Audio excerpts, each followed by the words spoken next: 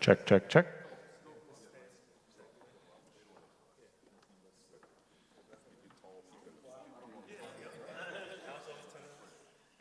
Good. Almost looks good.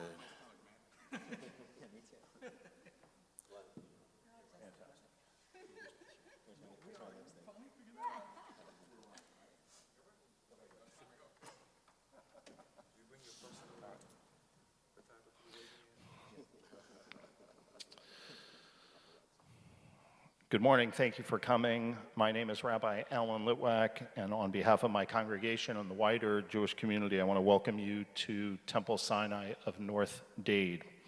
This coming Sunday and Monday, we will commemorate 84 years since the Nazis across Germany ransacked synagogues, Jewish businesses, and other Jewish communal institutions in what became known as Kristallnacht, a pivotal moment in the beginning of the Holocaust. 4 years ago, last week, the deadliest attack against American Jews in our history took place at the Tree of Life Synagogue in Pittsburgh. So far this year, there have been 138 anti-Semitic incidents in the state of Florida reported to the Anti-Defamation League, 19 in Miami-Dade County alone. On Monday, my nephew in Tampa called me to talk about his own recent brush with anti-Semitism. And most recently, last night, I received a phone call from a rabbi whose synagogue here in Florida had been threatened by an individual promising to turn the ocean red with Jewish blood and to reopen Auschwitz to burn our children. These unspeakable acts of hatred and the comments recently made by individuals like Kanye West, Roger Waters, and Kyrie Irving must be a wake-up call to rising levels of anti-Semitism in America. Today, 90% of US Jews see anti-Semitism as a problem here in America, and nearly 40% have changed their behavior out of fear. Yet while anti-Semitism is a real and present danger that requires the attention and commitment of all members of society, from elected leaders to clergy of all faiths to friends and neighbors, it is not the only form of hatred that is corroding our civil society. We have come together because anti-Black and brown racism continues to fester. We have come together because our faith traditions, different as they are, all call us to love our neighbor as we love ourselves. I have called on my colleagues to stand with me in my pain as I have and will stand with them in their pain. I have called on them to denounce the anti-Semitism within their communities as I have denounced the racism within my community. I have called on them to foster dialogue and education within and between our communities. Only with these efforts will we root out the hatred in our society. Thank you. I'm going to invite Pastor Arthur Jackson from Antioch Baptist Church. Thank you, Alan. My name is Pastor Art Jackson. I'm the senior pastor of the Antioch Baptist Church in Miami Gardens, Florida. I come this morning with persons of faith outside of the Jewish community, standing alongside persons of faith within the Jewish community in solidarity against all forms of anti-Semitism. It is our purpose this morning to make a couple things clear. Number one, that we have absolutely no tolerance for racist rhetoric, anti-Semitic actions or prejudice practices against anyone within our community, any synagogue, any temple, any mosque, and definitely not any church. We're here, secondly, to collectively stand side by side persons within the Jewish community and other communities against anyone who espouses such hatred, divisiveness in our community.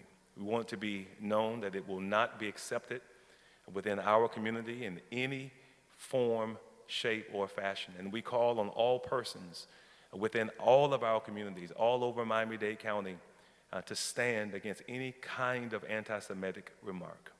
Thank you very much.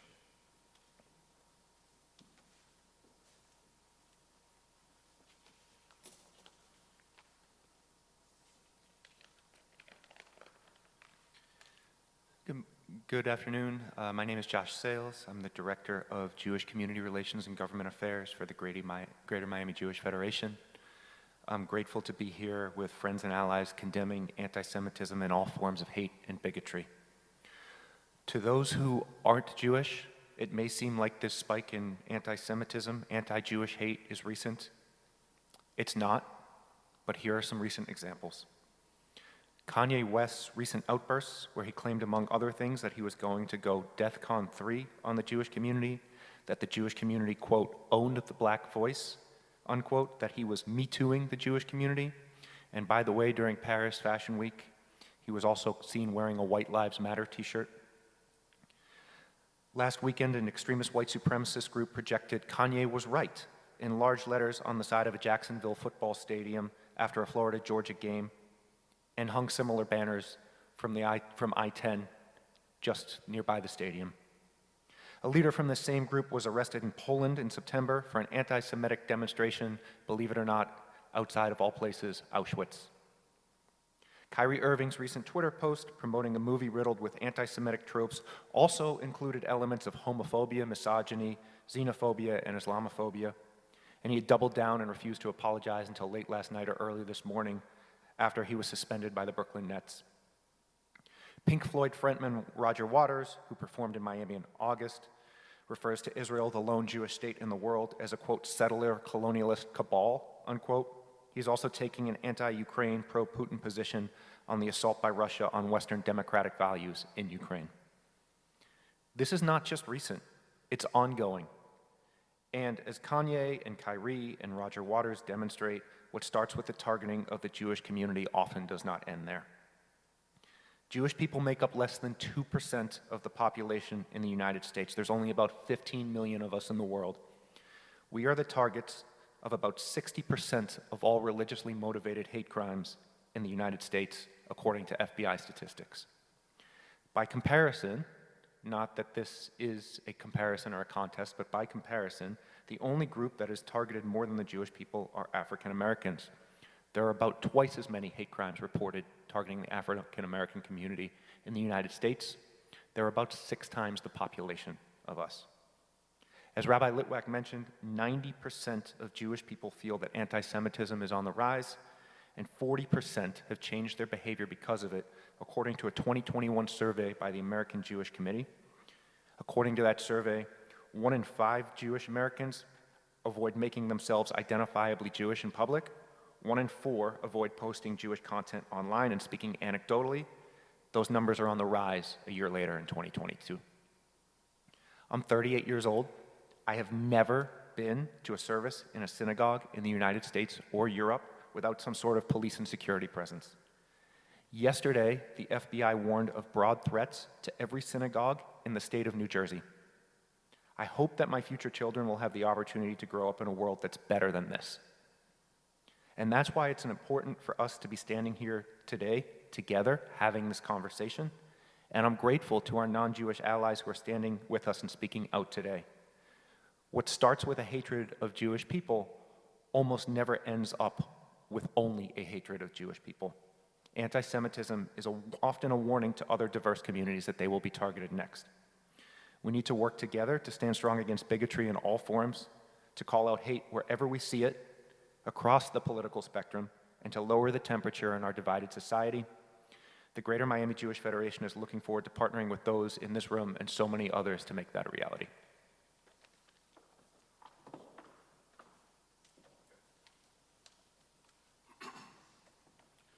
Good morning. My name is Pastor Gregory Thompson. I pastor the New Harvest Church in the Miami-Dade County. I'm also the president of the African American Council of Christian Clergy. Dr. Martin Luther King said, "We are all tied to a single garment of mutuality.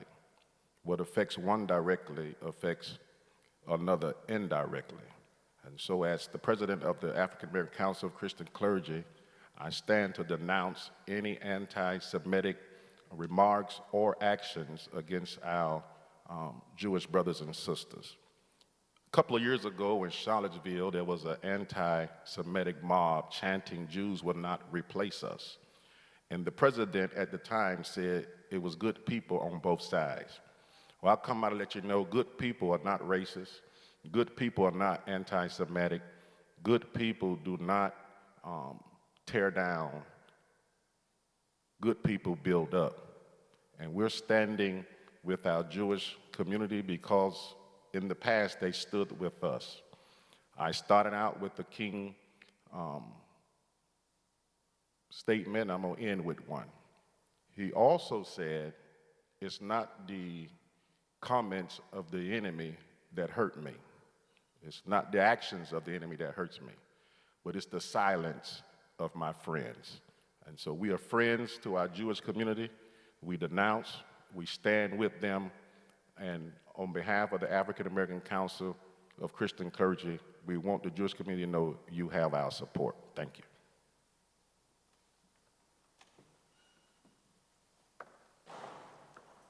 Good morning. I'm Brianna Schwartz, the Executive Director at University of Miami Hillel. Hi, and I'm John Warwick, the Executive Director of Hillel at FIU. Anti-Semitism is on the rise on college campuses around the country, and it's scary for students. They don't know what could happen to them on campus, who's going to say what, and how it's going to affect their lives. And the actions on college campuses, it's a microcosm of society, right? White supremacists, they want minority groups pinned against each other, blaming each other for the world's problems. And by being here today, we're saying we're not going to stand for that. We're not going to fall for that. And the unity we show here today reverberates on college campuses. They feel this unity, and it makes their lives better. So that's why we're here today. The learning that happens on a college campus goes beyond what's taught in a classroom. Hillel understands the value of proactively educating students, faculty, and university administrators about the dangers of anti-Semitism and discrimination so they are equipped should a situation arise. Students at the University of Miami and at FIU report feeling safe being Jewish and expressing their Judaism on campus.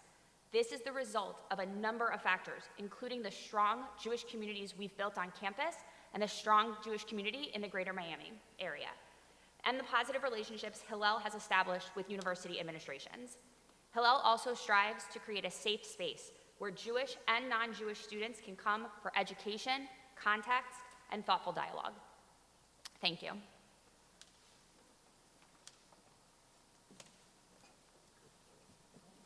Good morning. I'm Pastor Gaston Smith, the pastor of the Friendship Baptist Church of Miami, Florida, and the vice president of the African American Council of Christian Clergy.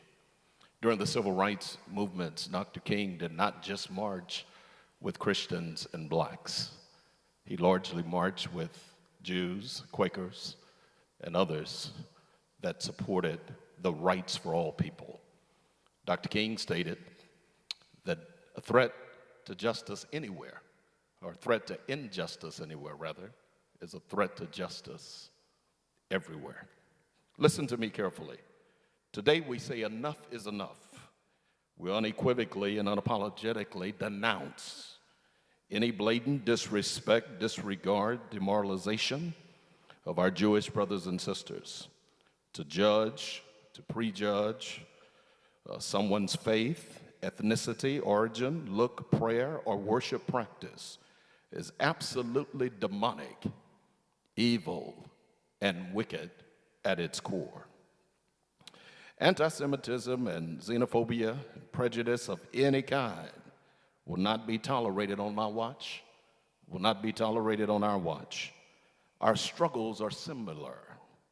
Our pilgrimage and our paths have both been painful.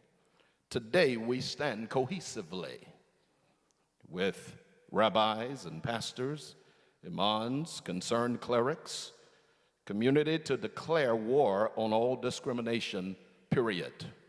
I am calling on all churches and the Christian community to join hand in hand with our brothers and sisters in the Jewish community to say once again, enough is enough.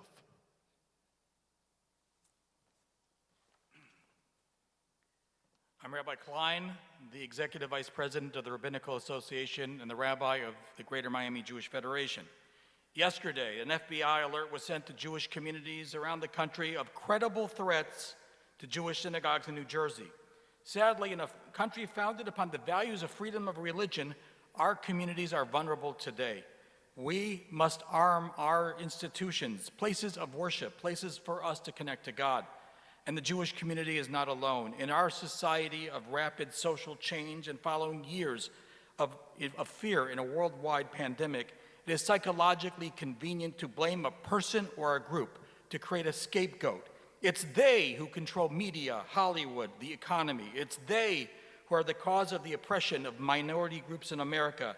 It is they that are the cause of a pandemic, just as the Jews were blamed of the bubonic plague in 1348.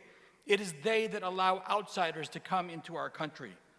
You know, children say, sticks and stones may break my bones, but names will never hurt me. Absolutely untrue. Words dehumanize, erasing the divine image in each one of us. This is what we are seeing all around us, from media personalities, basketball stars, politicians, and hip-hop artists. These people are influencers and have millions upon millions of followers. Conspiracy theories, hate speech, and disinformation. They can be spread in a matter of seconds with a tweet, TikTok video, or a meme on Instagram. And here's the truth. The road between violent speech and violent actions is direct. To commit violence against another human being first requires dehumanization, which is exactly what vicious and insidious words do. The great irony of our country, unlike some other countries in the world, is that freedom of expression is guaranteed in our Bill of Rights. The very freedoms that we have as Americans, the very rights denied to other people elsewhere, are the very things that are being weaponized to turn one of us against another. Today, all of us as faith leaders, we are coming together today in faith and love for one another. We call to all people of conscience today to speak out against anti-Semitism and any form of hate or racism. If not for us, then for each of you, because you may be next. Our rabbis teach that we must be wise in our choice of words. Words are what makes us human. They're holy. Do not be silent in the face of hate and violence against the Jewish community or any other group.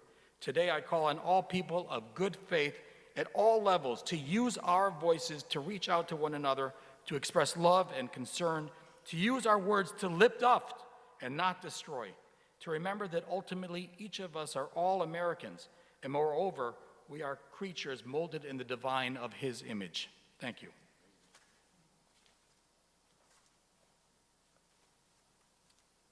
Good morning. My name is Glenn Hall. I'm chair of the Black Affairs Advisory Committee in Miami Beach. White supremacy is alive and well. It is an equal opportunity offender, both black and Jews. And I can recall, I think it's 60 years to the year that Cheney, Goodman, and Swerner were discovered dead in a shallow grave in Mississippi. 2 Jewish men and a black man, all there to investigate the burning of churches and to get black folks to vote. Their blood echoes today. They're listening for us to stand up like they did. They gave the ultimate price. So we here, in unity and in strength, stand against all forms of racism and anti-Semitism, and we are here in unity, and hopefully we'll have the same strength that we had back in the civil rights movement going forward. Thank you.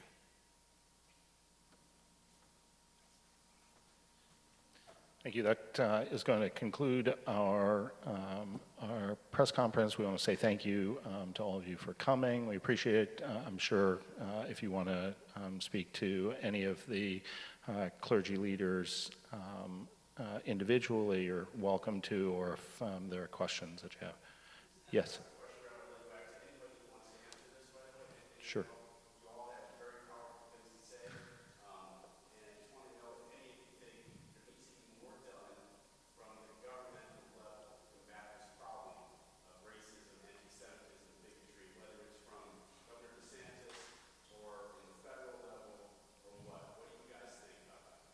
I'm happy to start and say it has been disappointing that our governor has not come out specifically to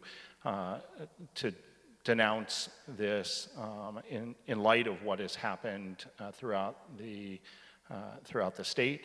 It is disappointing that there are elements like the Proud Boys who have found their way into government affairs and not been denounced by others as who they are, racists, bigots.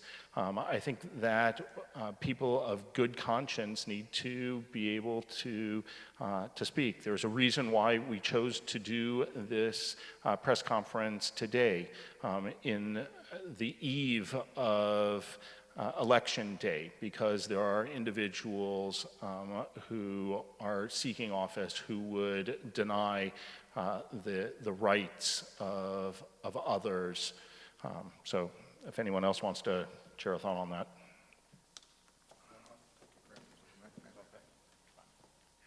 Speaking as a state rep, I can tell you, the president's been very outspoken on this issue, and I think he's been very direct.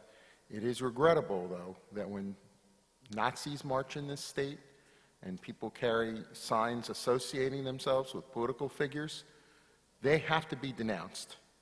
This outstanding group that's been assembled today, an interfaith group and multicultural, stands up for the right thing, but we do need more from our political leaders in the state who have to denounce these Nazis and similar white supremacist movements when they appear. They must be denounced. Thank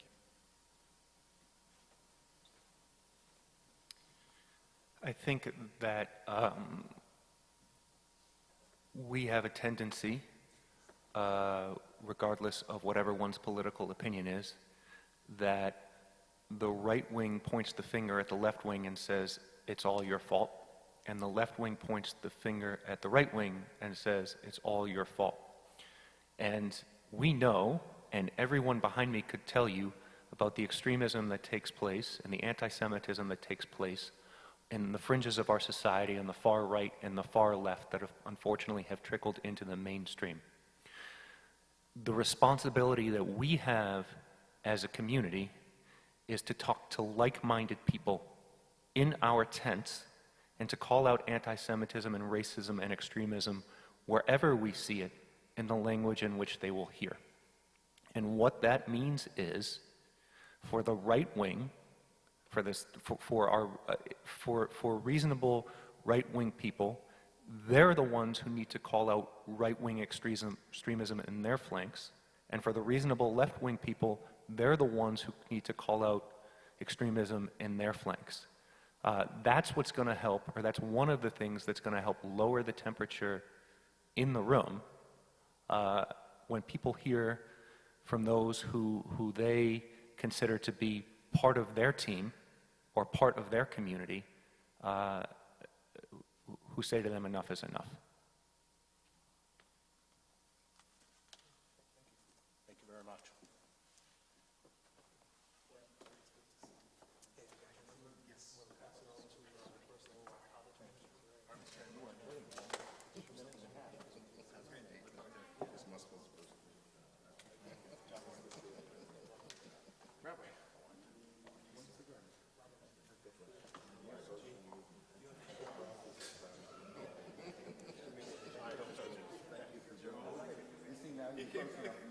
You saw me this time.